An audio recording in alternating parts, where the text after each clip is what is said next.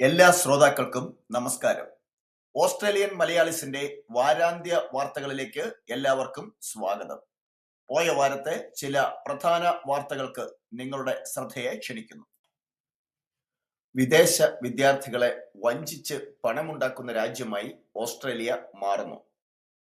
നിരസിക്കുന്ന വിസയുടെ ഫീസിൽ കണ്ണും നട്ട് ഓസ്ട്രേലിയ. നിരസിക്കുന്ന ആയിരക്കണക്കിന് സ്റ്റുഡന്റ് വിസ അപേക്ഷാ ഫീസുകൾ വഴി കോടിക്കണക്കിന് ഡോളർ ഓസ്ട്രേലിയ സമ്പാദിക്കുന്നതായി റിപ്പോർട്ട്. ഇക്കഴിഞ്ഞ മാർച്ച് മാസത്തിൽ മാത്രം ഇതുവഴി ഓസ്ട്രേലിയ സമ്പാദിച്ചത് 65 മില്യൺ ഡോളറാണ്. പാവങ്ങളായ വിദ്യാർത്ഥികളുടെ മടക്കി നൽകാനാവാത്ത ഫീസ് സർക്കാരിന്റെ വരുമാന മാർഗമായി സ്വീകരിച്ചിരിക്കുകയാണെന്ന വിമർശനം ശക്തമായിരിക്കുകയാണ്. മാർച്ചിൽ മാത്രം നിഷേധിച്ച വിസകളുടെ എണ്ണം 4800 ആണ്. അതായത് ആകെ അപേക്ഷിച്ച വിസയുടെ 41%. ഇതിൽ എല്ലാ അപേക്ഷകരും റീഫണ്ട് ലഭിക്കാത്ത $2000 വിസ ഫീസ് നഷ്ടപ്പെടുത്തിയിരിക്കുകയാണ്. 2 വർഷം മുമ്പ് ഇത് വെറും $710 ആയിരുന്നു. അന്താരാഷ്ട്ര വിദ്യാർത്ഥികളിൽ നിന്നും വിസ ഫീസായി കഴിഞ്ഞ വർഷം മാത്രം ഏകദേശം $735 മില്യൺ സർക്കാർ സമ്പാദിച്ചു. 2028 ഇത് 244 മില്യൺ മാത്രമായിരുന്നു. പല രാജ്യങ്ങളിലും അപേക്ഷ അന്തിമ ഘട്ടത്തിലെത്തി വിസ ലഭിക്കുവാനുള്ള സാധ്യതയായതിനു ശേഷം മാത്രമാണ് ഉയർന്ന ഫീസ് ഈടാക്കുന്നുള്ളതെന്നും ഓസ്ട്രേലിയയിൽ മാത്രം അപേക്ഷയോടൊപ്പം തന്നെ വലിയ ഫീസ് ഈടാക്കുന്നതിനാലാണ് പാവങ്ങളായ വിദ്യാർത്ഥികളുടെ തുക നഷ്ടപ്പെടുവാൻ ഇടയാകുന്നത് എന്നും മുൻ Australian immigration deputy secretary Abdul Rizvi സൂചിപ്പിച്ചു. ഇത് അധാർമികതയും നിന്ദ്യവുമായ പ്രവൃത്തിയാണെന്ന് അദ്ദേഹം കുറ്റപ്പെടുത്തി. നിരസിക്കുന്ന വിസകളിൽ ഏറിയ പങ്കും ഇന്ത്യൻ വിദ്യാർത്ഥികളുടേതുമാണ്. കണക്കുകൾ പ്രകാരം 49% ഇന്ത്യൻ വിദ്യാർത്ഥികളുടെ വിസകളാണ് നിരസിക്കുന്നത്.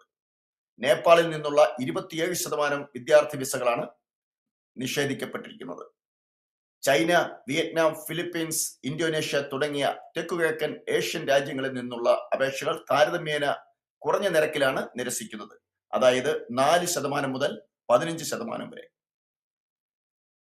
രാജ്യത്തേക്കുള്ള വിദ്യാർത്ഥികളുടെ വരവ് നിയന്ത്രിക്കുവാനുള്ള നടപടികളുടെ ഭാഗമായുള്ള കർശന നിബന്ധനകളുടെ പശ്ചാത്തലത്തിലാണ് വിസകൾ നിരസിക്കുന്നതെങ്കിലും ഇതുവഴി പാവപ്പെട്ട വിദ്യാർത്ഥികളുടെ കയ്യിൽ നിന്നും വാങ്ങുന്ന വൻ ഫീസ് മടക്കി നൽകാതിരിക്കുന്ന രീതി ഓസ്ട്രേലിയയെ വിദ്യാർത്ഥി സൗഹൃദ രാജ്യമായി കണ്ടിരുന്ന കഴിഞ്ഞ കാലങ്ങളിലെ സമീപനങ്ങൾക്ക് വിരുദ്ധമാണെന്ന് സിഡ്നി ആസ്ഥാനമായുള്ള സ്റ്റഡി മൂവ് എന്ന വിദ്യാഭ്യാസ ഉപദേശക സ്ഥാപനത്തിന്റെ മാനേജിംഗ് ഡയറക്ടർ കേരി റാമിൻസ് സൂചിപ്പിക്കുന്നു.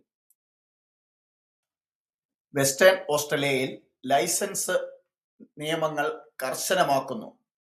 സമഗ്രമായ മാറ്റങ്ങളോടെ പുതിയ ഡ്രൈവിംഗ് ലൈസൻസ് നിയമങ്ങൾ പ്രാബല്യത്തിൽ വന്നു. യുവാക്കളുടെ അശ്രദ്ധമായ ഡ്രൈവിംഗിൽ അപകടങ്ങൾ വർദ്ധിക്കുന്ന സാഹചര്യങ്ങൾ പരിഗണിച്ച് അപകടങ്ങൾ കുറയ്ക്കുന്നതിനും റോഡ് സുരക്ഷാ നിയമങ്ങൾ എല്ലാവരും ഹൃദയസ്ഥമാക്കുന്നതിനും ലക്ഷ്യം വെച്ചുകൊണ്ടുള്ള മാറ്റങ്ങളാണ് വരുത്തിയിരിക്കുന്നതെന്ന് സർക്കാർ അറിയിച്ചു. പുതിയ മാറ്റങ്ങൾ ഇവയാണ്: ലേണേഴ്സ് ലൈസൻസിനുള്ള കുറഞ്ഞ പരിശീലന കാലാവധി 6 മാസത്തിൽ നിന്നും 1 വർഷമാക്കി ഉയർത്തി. നിർബന്ധിത സൂപ്പർവൈസ്ഡ് ഡ്രൈവിംഗ് പരിശീലനം 50 മണിക്കൂറിൽ നിന്നും 80 മണിക്കൂറാക്കി ഉയർത്തി. ഇതിൽ തന്നെ രാത്രിയിലെ 10 മണിക്കൂർ പരിശീലനം നിർബന്ധവുമാക്കി. പി പ്ലേറ്റ് ലൈസൻസ് കാലാവധി 2 വർഷത്തിൽ നിന്നും 3 വർഷമാക്കി ഉയർത്തും. ആദ്യ വർഷം P1 ലൈസൻസും തുടർന്നുള്ള 2 വർഷം P2 പ്ലേറ്റും നൽകും. ലേണേഴ്സിനും പി പ്ലേറ്റിനും മൊബൈൽ ഫോൺ ഉപയോഗിക്കുമ്പോൾ ഉണ്ടാകുന്ന കർശനമായ നിയന്ത്രണങ്ങൾ വരുത്തും. പരിശീലനം നൽകുന്ന സൂപ്പർവൈസിംഗ് ഡ്രൈവർക്ക് മദ്യത്തിന്റെ അളവ് 0.0 ആക്കി. മോട്ടോർ സൈക്കിൾ ലേണേഴ്സ് ലൈസൻസിനുള്ള പ്രായം 16 നിന്നും 18 വയസ്സാക്കി ഉയർത്തി. അടുത്ത വർഷത്തോടെ ഡിജിറ്റൽ ഡ്രൈവിംഗ് ലൈസൻസ് നിലവിൽ വരുമെന്നും തിയറി പരീക്ഷയ്ക്കും ഹസാർഡ് പരീക്ഷയ്ക്കും ഓൺലൈൻ സൗകര്യം ഒരുക്കുമെന്നും സർക്കാർ അറിയിച്ചിട്ടുണ്ട്. IS ബന്ധമുണ്ടായിരുന്നവർ ഓസ്ട്രേലിയയിലേക്ക് തിരിച്ചെത്തുന്നു. സുരക്ഷാ ഭീഷണിയെന്ന് വിലയിരുത്തൽ. സിറിയയിലെ IS പാളയത്തിൽ കഴിഞ്ഞിരുന്ന 3 സ്ത്രീകളും 8 കുട്ടികളും അടങ്ങുന്ന സംഘം മെൽബണിലും ഒരു സ്ത്രീയും കുട്ടിയും അടങ്ങുന്ന സംഘം സിഡ്നിയിലും ഇന്ന് തിരിച്ചെത്തും. ഓസ്ട്രേലിയൻ പൗരത്വമുള്ള ഇവരുടെ മടങ്ങിവരവിനെ ചൊല്ലി ഒട്ടേറെ അഭിപ്രായ വ്യത്യാസങ്ങൾ രാജ്യത്തുടനീളം നിലനിൽക്കുന്ന പശ്ചാത്തലത്തിലാണ് ഇവരുടെ മടങ്ങിവരൽ. രാജ്യത്തിന് കടുത്ത സുരക്ഷാ ഭീഷണി നേരിടുമെന്ന് കരുതുന്ന ഇവരുടെ മടങ്ങിവരവിനെ കടുത്ത ഭാഷയിലാണ് വിക്ടോറിയയിലെ പ്രതിപക്ഷ കക്ഷികൾ വിമർശിക്കുന്നത്. ഇവർ നമ്മുടെ സമൂഹത്തിന്റെ സുരക്ഷയ്ക്കും ഐക്യത്തിനും അംഗീകരിക്കുവാൻ കഴിയാത്ത ഭീഷണിയാണ് ഉണ്ടാക്കുവാൻ പോകുന്നതെന്ന് വിക്ടോറിയൻ പ്രതിപക്ഷ നേതാവ് ജീസസ് വിൽസൺ അഭിപ്രായപ്പെട്ടു. ലോകം വെറുക്കുന്ന ക്രൂരമായ ഒരു ഭീകര സംഘടനയ്ക്കൊപ്പം ചേരുവാൻ ഓസ്ട്രേലിയ വിട്ടുപോയവരെ ഒരിക്കലും തിരികെ സ്വീകരിക്കരുതെന്നും കഴിഞ്ഞ 7 വർഷക്കാലം അവർ സിറിയയിലെ IS തടങ്കൽ പാളയത്തിൽ ഭീകര സംഘടനകൾക്ക് സഹായം ചെയ്യുകയായിരുന്നുവെന്നും അദ്ദേഹം തുറന്നടിച്ചു. എന്നാൽ സർക്കാരോ നമ്മുടെ സംവിധാനങ്ങളോ ഇവരെ തിരികെ എത്തിക്കുന്നതിൽ യാതൊരു പരിശ്രമങ്ങളും നടത്തിയിട്ടില്ലെന്നും അവർ സ്വന്തം ഇഷ്ടപ്രകാരം ഓസ്ട്രേലിയയിലേക്ക് മടങ്ങി വരുന്നതാണെന്നുമാണ് വിക്ടോറിയൻ സർക്കാർ അറിയിച്ചിരിക്കുന്നത്.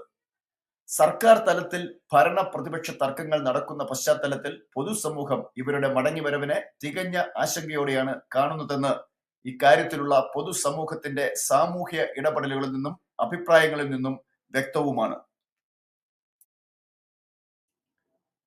തീവ്രവാദത്തിനെതിരെ ശക്തമായ നടപടികളുമായി വിക്ടോറിയൻ സർക്കാർ. വ്യാപക റെയ്ഡിൽ 4 മുസ്ലിം യുവാക്കളെ അറസ്റ്റ് ചെയ്തു. സംസ്ഥാനത്തെ ഉൾനാടൻ പ്രദേശങ്ങളായ Roxburgh Park, Clyde South, Meadow Heights എന്നിവിടങ്ങളിലെ വീടുകൾ കേന്ദ്രീകരിച്ച് നടത്തിയ വ്യാപകമായ റെയ്ഡിൽ 4 മുസ്ലിം തീവ്രവാദികളെ പോലീസ് അറസ്റ്റ് ചെയ്തു. IS തീവ്രവാദ ആശയങ്ങളുമായി ബന്ധപ്പെട്ട ഡിജിറ്റൽ രേഖകളടക്കം നിരവധി തീവ്രവാദ പ്രവർത്തനങ്ങളുടെ തെളിവുകൾ സഹിതമാണ് ഇവരെ അറസ്റ്റ് ചെയ്തത്. കഴിഞ്ഞ 2 വർഷമായി ഇവരിൽ ചിലരെ സുരക്ഷാ ഏജൻസികളും പോലീസും നിരീക്ഷിച്ചു വരികയായിരുന്നു. 19 മുതൽ 29 വയസ്സുവരെയുള്ള യുവാക്കളാണ് അറസ്റ്റ് ചെയ്യപ്പെട്ടത്. ഇവരുടെ പക്കൽ നിന്നും തീവ്രവാദ പ്രചരണ സാമഗ്രികളും IS പ്രചരണ വീഡിയോകളും ആക്രമണ ദൃശ്യങ്ങളും അതിക്രമ പ്രേരണ സന്ദേശങ്ങളും ഒട്ടനവധി ഡിജിറ്റൽ ബന്ധങ്ങളുള്ള രേഖകളും പിടിച്ചെടുത്തതായും സുരക്ഷാ ഏജൻസി അറിയിച്ചു.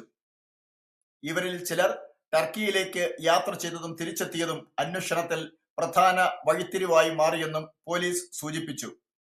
സംഭവത്തെ തുടർന്ന് മെൽബൺ നഗരത്തിലെ സുരക്ഷ, കുടിയേറ്റ നിയന്ത്രണം, ഡിജിറ്റൽ തീവ്രവാദ പ്രവർത്തനങ്ങൾ തുടങ്ങിയ വിഷയങ്ങൾ വീണ്ടും ദേശീയ തലത്തിൽ ഗൗരവമായ ചർച്ചകൾക്ക് തുടക്കം കുറിച്ചിരിക്കുകയാണ്.